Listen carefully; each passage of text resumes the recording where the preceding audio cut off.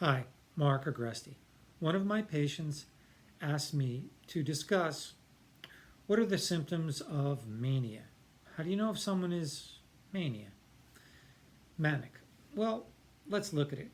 What mental illness is simply maybe an extreme expression of normal behavior. People have mood swings. People with bipolar disorder may have more extreme swings.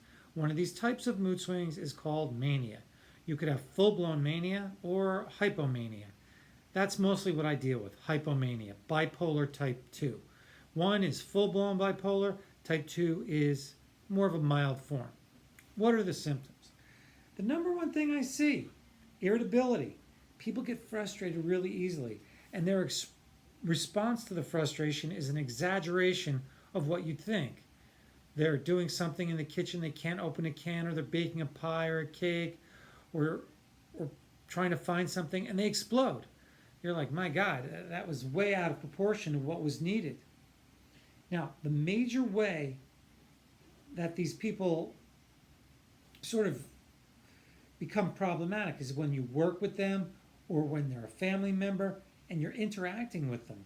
So, what are the common symptoms? Well, they get loud easily, they become frustrated easily, they attack easily, and they go right for your jugular. You could go from calmly talking to them to them practically wanting to kill you, saying they hate you in like 2 seconds. They talk loud, they talk fast, they're unpredictable, and mostly they're unlikable. When you're around them, they can be charming, but that charm turns into an aggressive irritability very quickly. And it's very unsettling. At first, part of it can be they're so fun, they're exciting, they tell jokes, but the minute things unravel or something is stressful, they become explosive. They can be extremely seductive, overly sexual, overly promiscuous, overly solicitous, and flirtatious, and sort of lure you in with this, men or women, with this overly flirtatious behavior, but then turn on you and say they're going to sue you, you sexually abuse them, and it's erratic. Their thinking is illogical, it doesn't make sense. So the everyday person is like, what is your problem? If you say to yourself, what are they, crazy? Well, they may be manic, and you may be interacting with someone at work, someone in your family, one of your friends, and when you say that, listen to your gut instinct saying that person is erratic. And what happens to these people is most people don't want to be around them. If you get close to them, you realize they don't sleep well. They seem to have a lot of energy, but they look always tired with bags under their eyes. They're impulsive with food, impulsive with drugs, impulsive with sexual acting out, impulsive in business. They have these grandiose plans, but they can really be fun to be around because they have these great ideas and can be very imaginative. But as for follow through, it is very rare.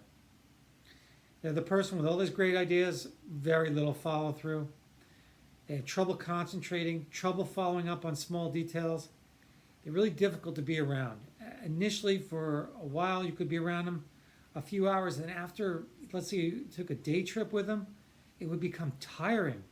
The unpredictability, the irritability, the inappropriate anger, the grandiosity, the I love you, I hate you.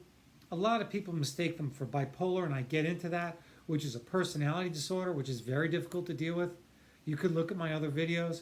But staying on track with the bipolar patient who are manic, we discussed all these behaviors where they get frustrated, become agitated. That's the gist of it. So I hope that was helpful to give kind of an everyday language, a feel for what a bipolar patient with hypomania is like. And they're the most likely to be out in the real world working next to you. They may have an illness and you just think that person is really tough to deal with. Thank you, Dr. Mark Agresti.